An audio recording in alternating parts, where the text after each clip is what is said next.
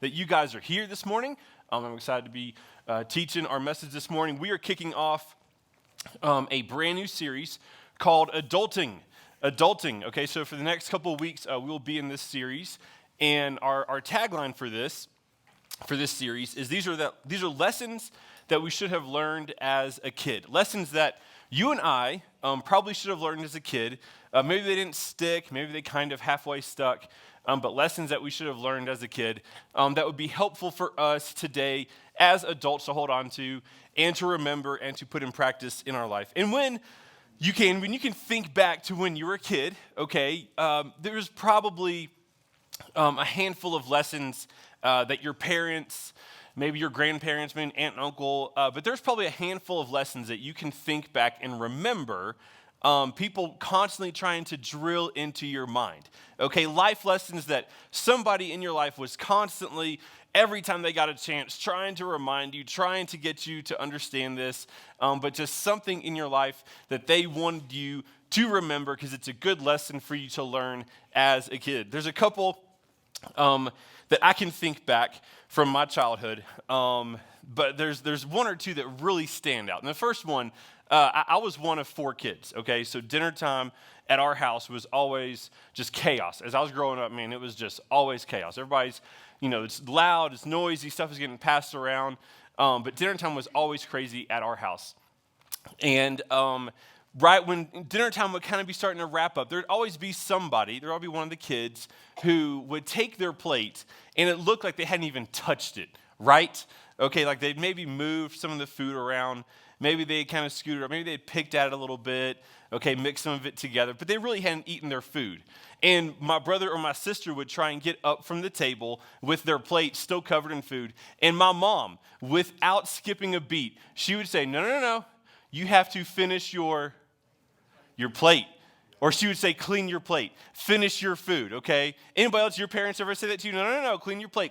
Yeah. That happened to, I feel like that happened to everybody. And then if you're like, oh, Mom, I don't want to finish my food. I don't want to, I'm not hungry. Then, oh man, then the hammer came down, okay? Because then all of a sudden it became, no, not just finish your plate. Then it was, you can't get up until your plate is completely clean, okay?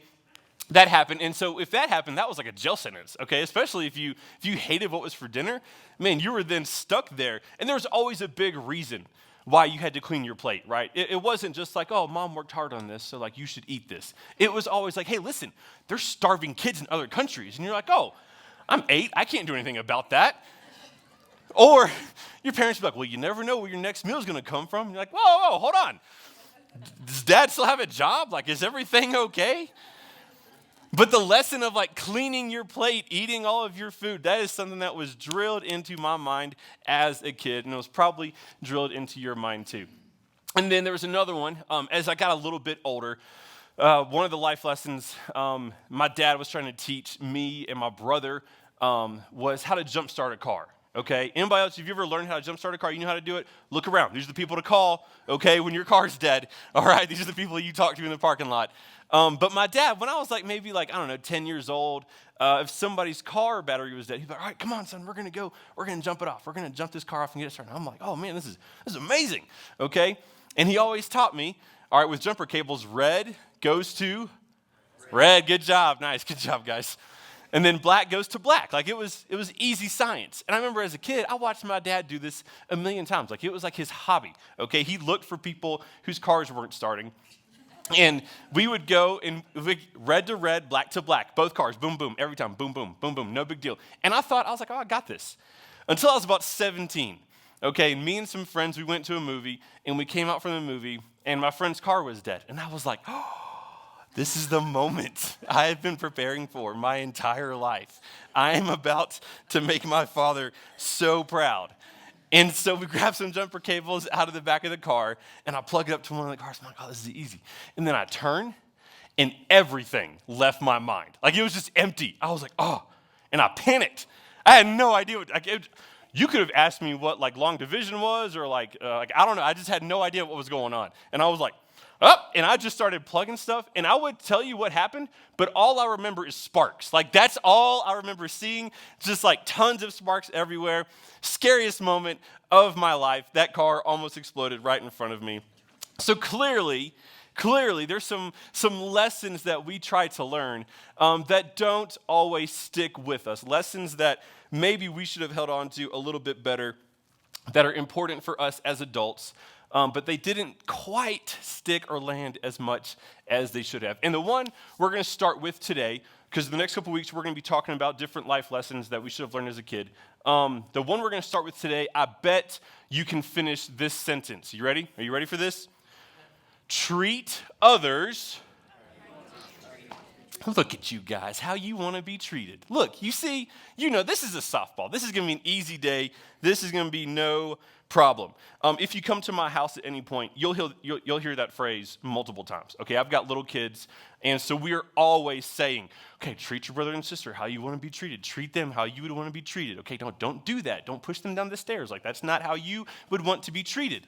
We are always trying to reemphasize this. My kids, the big fight right now is Nintendo, okay? Which I don't know why we ever introduce video games. I know we get like an hour break, but my kids, like their biggest fight is Nintendo right now. And it's always who gets which of their favorite controllers. All right, like this one wants the blue one. This kid wants the red controller. I don't know if it makes you better at the game, but they will fight to the death. My son wants the green controller every single time, and he will tackle his sister running to his room just to get that controller. And he gets it and everything's fine. But if his sisters beat him to his favorite controller, oh my gosh, the tears and the weeping and the sorrow and just the inhumanity with what's going on. He's not being treated the way that he treats his sisters. It's terrible. And you would think that's the only thing, but it happens all the time with stuff in our house. A couple weeks ago, we had some cake from a party left over, and there was one piece of cake left at the end of the party. And the next day, the kids, man, you should have heard them figuring out ways to throw the other kid under the bus to not get that piece of cake. Like trying to boost themselves. Like, no, you don't. Listen, she didn't clean her room the other day. Are you kidding me? Like, he didn't do his homework. Like, they were coming up with all kind of reasons. They were treating each other terribly just to get the last piece of cake in our house. And so I ate the last piece of cake. That's how we handled that situation. That was the only logical solution for that. But unfortunately, this doesn't just stop with us as kids, okay? Treating people the way you want to be treated is not just something, unfortunately, that needs to be reiterated for kids. For us as adults, this is still something that we struggle with. Like, we fight this all the time. And I know this is true for you because it's true for me. And I bet I can play out a scenario that this has happened to you, okay? You've been at King Soopers before. You've finished all your shopping. You've gotten done. It's time to check out. And you go and you get in line. You pick the best line. Okay, you're like, this is going to be the best line. Here we go. We're checking out. And you stand in line patiently, and you wait because they have one register open, and you're waiting, and you get to where you are the next person. You're about to put your stuff on the conveyor belt, and all of a sudden, a register next to you opens. And what happens? Everybody behind you goes and gets the fast pass to the register while you've been sitting there patiently waiting. And now you might not say it out loud, but secretly you're like, you know what? I hope when they get to their car, they have a flat tire today, okay? You're not happy about people jumping you in line. Please don't act like you don't do that. You are not happy about people getting to check out before you do. But when the roles are reversed, and you've just conveniently picked up your last item and you walk up and you're like, oh, there's a bunch of suckers in line right there. And a little light goes ding and a new line opens. Are you like, hey guys, come here. Guess what I found? No. What do? You hop in line and you check out. And you're like, man, the Lord is blessing me today. Everything is good. This is great. That's how we do it. We don't treat people the way that we want to be treated. That is not what happens. And this is what I have found to be true in my life. That when I treat someone poorly, I have a reason. But when I'm treated poorly, it's wrong no matter what. I hate being treated poorly. And maybe you've got this figured out. Maybe you can forgive every single person that you know. Maybe you treat everybody the way that you want to be treated. But for me, if I'm driving down the road and all of a sudden, like I'm going the speed limit, or maybe a little bit above, maybe 5 above, and somebody comes flying up behind me, and they are like trying to get around me, they're trying to pass me, you know what I do? I'm like, no, we are going 3 under the speed limit now, sir. You are going to obey the law. That is what's going to happen. This is what's right. We are good citizens. That's what I do. I'm going to slow down. You are not going to pass me. You're not going to get ahead of me. You're not going to get to the red light before me. We're going the speed limit now. No matter what's going on. I don't care if they're flashing their lights. It doesn't matter. I am staying at this speed, okay? I don't care what's going on behind me. But if I'm late to pick up my kids from school, if I'm late for an appointment, or I just feel like it, and I'm in a hurry, man, it's like Moses parting the Red Sea. I am flying down this road. I am passing you. Don't try and get in my way, okay? We really don't, as adults, treat people the way that we want to be treated. When someone at work, man, they edge you out on a promotion or a sale, man, you're like, oh, that's not right. Here's my 7 reasons why that should have been me. Man, you get fired up. You're ready to burn the house down. There's emails going all the way to the top of the company, okay? All the way to the boss. But if you find a loophole, or you find a way to work something a little bit in your advantage, you're like, okay, no, this is fine. This is all fair game. This is A-okay. Everything is cool with what I'm doing. Or maybe when you're on the way to any family get-together with relatives, okay? You know, you're waiting. If my mom makes one more snarky remark, you're like, I've practiced this. There's a line that I'm ready to say. I'm going to just, yeah, it's a little personal. It's not that loving. It's not that kind. But she deserves it, okay? She deserves to be treated that way. But if somebody makes a comment to you that's a little too hurtful, something that's a little short for you, something that's hurtful to you, you're like, no, that's it. Get in the car. We're leaving. We're not coming back for Christmas. It's not happening. We as adults, man, we can't lie. We are not good at treating people the way that we want to be treated. And I think our main problem is this. You and I, we have requirements for people to be treated well. We have requirements for people to be treated well. In my life and in our life, we have requirements for people to be treated well. That coworker that helps you out, the person who's nice to you at work, of course you're going to help them. They've earned it. They deserve it. That's easy. The coworker that's always a jerk, that's always in a bad mood, that only looks out for themselves, they don't deserve for you to help them. They haven't earned the right for you to be a good coworker to them. The neighbor that occasionally will mow your yard just to do it, or shovel the snow off of your driveway while you're gone. Or they'll pick up your mail while you're on vacation, man. You're like, you know what? Yeah, I'll do the same for them. They deserve it. They have earned it. That is an easy thing for me to do. But the neighbor who their kid's car is the loudest car you've ever, it doesn't have a muffler, okay? They're always coming home late, okay? Their yard is a mess. They act like they own the street. That neighbor, you're like, no, I'm not. Why would I be helpful to them? Why would I treat them well? Why would I treat them the way that I want to be treated? Because they haven't earned it. They don't deserve any type of good treatment. Are you kidding me? That is just not going to happen. They don't deserve it. So this morning, we're going to take a look at what Jesus has to say about this. We're going to look at a situation in the Bible where Jesus really clearly lays out for you and I what does it look like and how are we supposed to treat people. So if you have a Bible with you, we'll be in Luke chapter 10. We'll be in Luke chapter 10, so if you have a Bible, go ahead and turn there. If you don't have a Bible, we do have Bibles on the back table that you are welcome to pick up and keep. Those are free for you.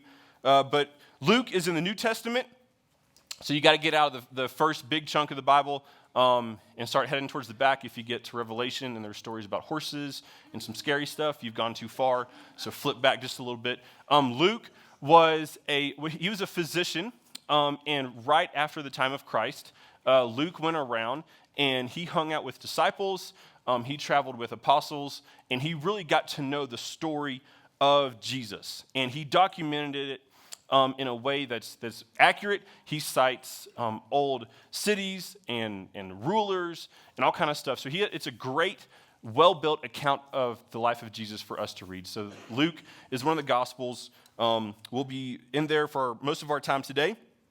But we see in our story Jesus having an encounter with a guy called, they don't name him, but they just call him the expert in the law.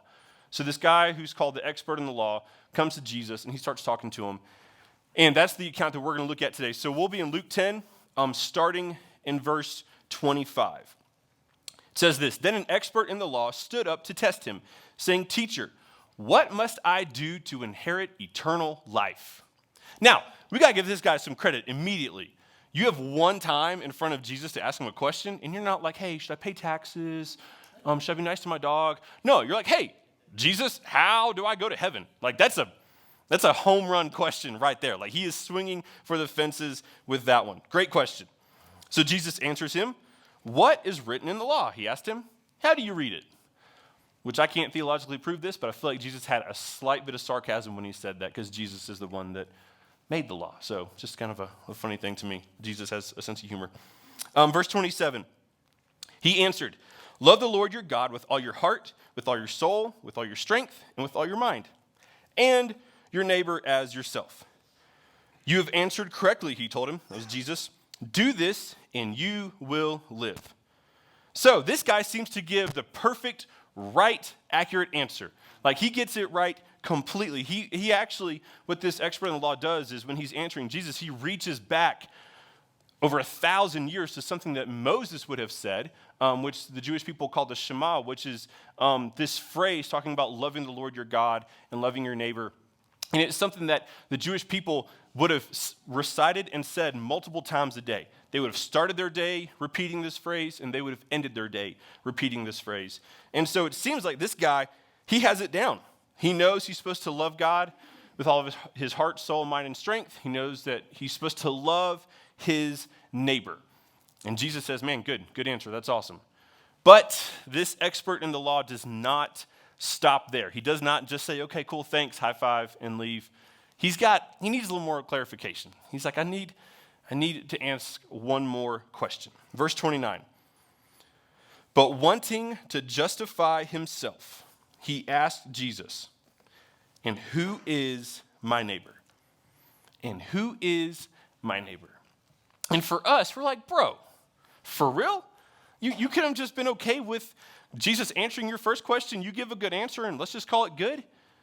But this guy, he's I don't know if he's looking for like a list or a description. He asked Jesus, who's my neighbor? Who counts as the person that I'm supposed to love?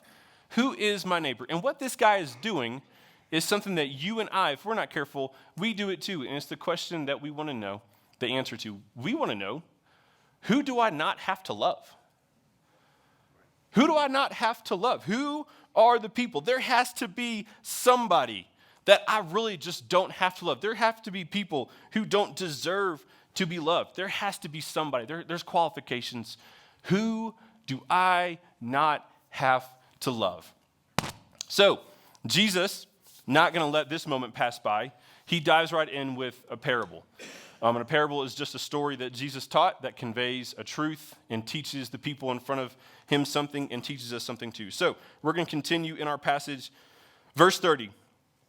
Jesus took up the question and said, "A man was going down from Jerusalem to Jericho and fell into the hands of robbers. They stripped him, beat him up, and fled, leaving him half dead." Now, Jesus was probably speaking to a crowd of mostly Jewish people here. And so we can assume that when he says a man was traveling from Jerusalem, he's talking about like a local Jewish man leaving Jerusalem and going to Jericho. And so that's the guy when he gets jumped, he gets beat up, he gets really tore up, and he is just left there, laying there on the side of the road, just all kind of messed up. Really, really in need of help. Like, this guy needs some help. And so Jesus then introduces some more characters in this story. Verse 31. "A priest happened to be going down the road. When he saw him, he passed by on the other side. In the same way, a Levite, when he arrived at the place, saw him, passed by on the other side." Now, when we read this doesn't make sense. We actually maybe get a little offended and put off by these first two characters, the priest and the Levite. You see, both of these men the priest and Levite, they would have been Jewish people too. They're leaving Jerusalem heading the same way. So we think, man, like you're both people from the same city, same nation, like you're the same race. Like, why don't you stop and help a brother out? You know, like this guy, he's clearly in need on the side of the road, tore up. Why don't you stop and at least like help him for a few minutes? Help this guy out. But the priest and the Levite, when you read about them in the Bible, they would have had responsibilities in the temple in Jerusalem. These two guys would have had ceremonial responsibilities that they had to do in the temple, and they would have had to have stayed ceremonial clean so that they could actually go and serve in the temple. So these guys, the priest and the Levite, they have an excuse. Because if they touched this guy, if they messed with this guy, they would get bloody, they would get dirty, and they would then be unclean and unfit to go serve in the temple, to go serve at the temple in Jerusalem. They would have been disqualified from doing that. So both the Levite and the priest do something that we do all the time.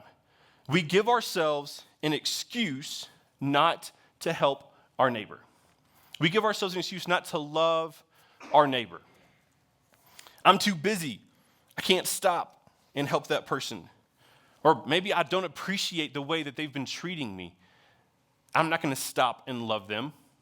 Listen, I know for a fact that we did not vote for the same person, so I'm not in any way going to help and love them. Have you seen what they post on social media? No, I'm not going to love them. That's my excuse. Have you seen the flag that they fly on the front of their house? Man, I am not going to love someone like that. They don't deserve it. So, the Levite and the priest, they give themselves an excuse not to help this guy. But then Jesus introduces a very controversial character into this story. He introduces another person walking down the road. Verse 33, but a Samaritan on his journey came up to him. Now, to us, this isn't a big deal, okay? We hear the word Samaritan, we think of a hospital, we think of charities. That for us in 2024, Samaritan doesn't really matter to us at all. But back in Jesus' time, Samaritan, when he said that, his crowd would have let out like a deep sigh, like, are you serious? A Samaritan's coming now. Because this man who was beat up on the side of the road was Jewish, and Jews and Samaritans did not get along at all. Like they had tons of tension between each other. Samaritans were descendants of Jews that had intermarried with Gentiles, people who weren't Jews. So the Jewish people, whose lineage was all Jew, kind of viewed them as people who had like messed up the bloodline, weren't really following the Lord. They aren't really people who deserve to be called followers of God. And so the Samaritans then looked back at the Jews and were like, well, you're stuck up. Like, are you kidding me? You're not better than us. So they had all this tension between each other, between these two groups of people. They worshiped the same God, but they didn't worship him together. These people didn't hang out. They didn't intermarry. These people stayed away from each other. Things were so bad that when Jesus said that a Samaritan was coming down the road now, the people probably thought his next line was, and then he finished the job and killed the guy and took the rest of his money. Like that was what their expectation was for the rest of this story once Jesus introduced the Samaritan. So what Jesus says next would have made his audience's jaw completely hit the floor. Verse 33, and when he saw the man, he had compassion. He went over to him and bandaged his wounds, pouring on olive oil and wine. Then he put him on his own animal, brought him to an inn, and took care of him. The next day he took out 2 denarii, gave them to the innkeeper, and said, take care of him. When I come back, I'll reimburse you for whatever extra you spend. The Samaritan man does the absolute unthinkable for this story. He goes out of his way to help somebody who would have hated him. He goes out of his way to help somebody who, under any other circumstance, would have probably spit at his feet as he walked by. He goes out of his way to help somebody he did not get along with. But the Samaritan man, he gets his hands dirty. He helps somebody who can't help themselves. And he asks nothing from this Jewish man in return. He even then goes and spends like a big chunk of his paycheck to take care of this guy who would have hated him.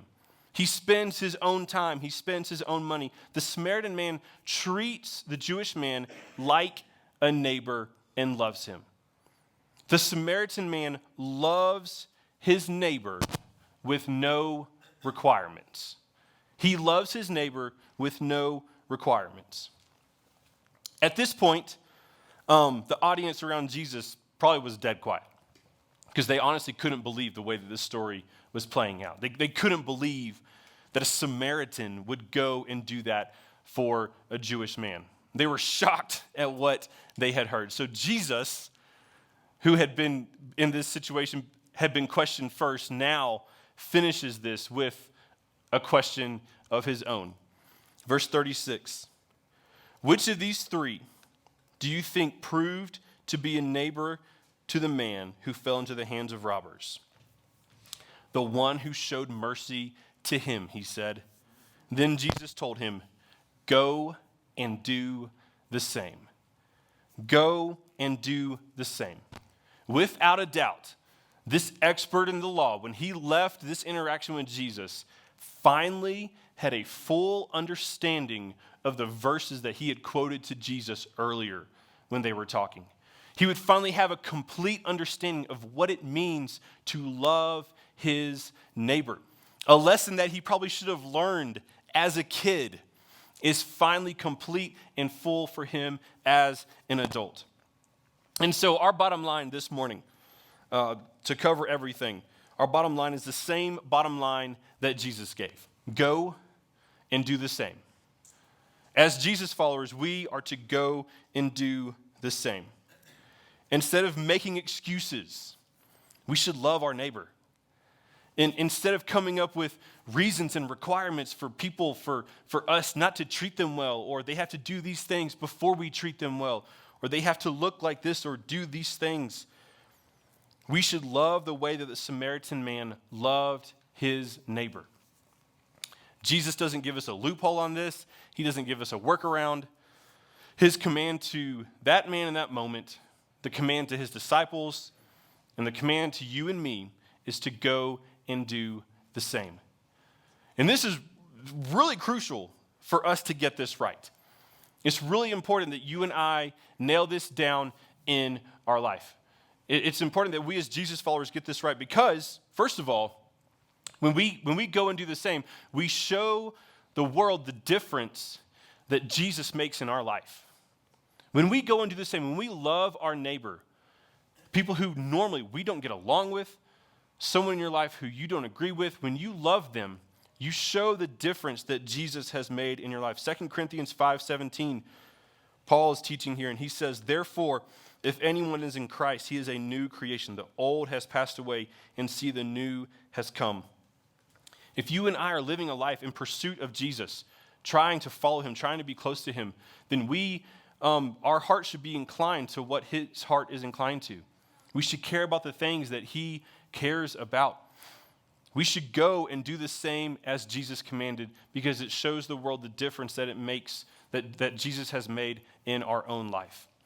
But also, this is really important for us to get right because when we go and do the same, we show that we trust Jesus. We show that we trust what Jesus has commanded more than our own preferences. We show that we trust Jesus more than our own preferences. Some of Jesus' teachings, you know this, if you are following him, like some of his teachings are just countercultural. Like they are just not things or done the way that the rest of the world will do things. The rest of the world would have walked by that man. Everybody else walked by him, but the Samaritan man did what was unexpected and helped him. Jesus has told us to love our neighbor.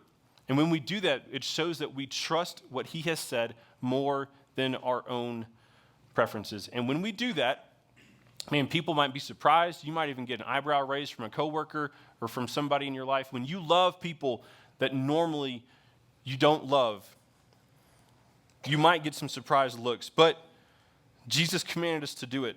And in Luke 6:46, Jesus says, "Why do you call me Lord, Lord, and don't do the things I say?"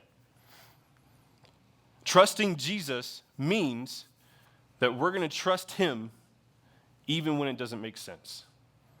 That's what followers of Jesus do. We trust him and we obey even when it doesn't make sense, even when it's difficult. So it's important for us to go and do the same because it shows the difference that Jesus has made in our life. It shows that we trust Jesus and what he has commanded more than our own preferences. But also for us to go and do the same, it's important for us to do that because you and I are that man. In this story, we're not the priest, we're not the rabbi, we're not the Samaritan, we're not even the robbers in this story. You and I are the man beat up on the side of the road in need of help. We're the one who was left for dead, helpless, in need of rescue. And Jesus came to us and saved us in our worst moment. He died for our sin. He paid the penalty so you and I could be made right with God. We were the ones who could not help ourselves. We were completely helpless. Jesus went out of his way to save you and I. So if you're a Jesus follower, when Jesus says go and do the same, he's not asking you to do something that he has not already done. In fact, Jesus has already done infinitely more for us than he is asking us to do for others. Jesus has done infinitely more. He died to pay for my sin, to pay for your sin, and all he is asking us to do is to love our neighbor, to love others, to love people in our life. So how do we do this? How do we actually go about and live the same way as this Samaritan? How do we go and love our neighbor? Well, there's a couple ways that we can put this into practice. First of all, you have to surrender what divides you. There's going to be plenty of people in your life that you view as wrong. They're doing the wrong thing. You're in the right. It might be somebody you work with, somebody that you live near, somebody like in culture, you just see them as the person who's in the wrong. And you have your reason, the thing that divides you, you're in the right and they're in the wrong. You have to surrender that in order to go out and love them the way this Samaritan man did. He had to let go of the thing that divided him from the Jewish man so he could go and help him. It's really hard to love someone when you're only focused on what divides you from them. If that's your only focus, you're never going to be able to move past that and go to a place where you're willing to do what the Samaritan man did and love them in a way that Jesus has commanded us to love them. That means you're going to have to love someone in spite of how they vote, in spite of how a coworker treats you, in spite of the thing about that family member that drives you absolutely crazy. Jesus is commanding us to go and do the same as the Samaritan and to love those people. And it might seem crazy, but that's exactly what the Samaritan man did. You have to surrender what divides you. Secondly, you need to look for the need in their life. You need to look actively for needs in people's lives. You have to be looking for opportunities to help them, looking for a place in their life for you to be Jesus to them, looking for ways where you can bless them, where you can help them, where you can step in and be someone that loves them even though nobody else is. That might mean something as simple as helping a coworker that never helps you.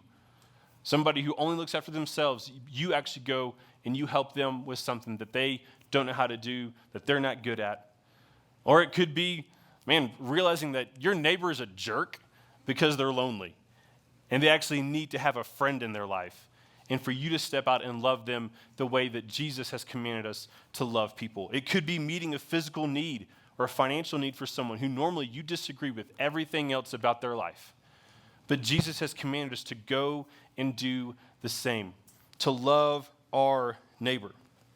The Samaritan helped that man in a practical way that met his needs and that did something about his situation.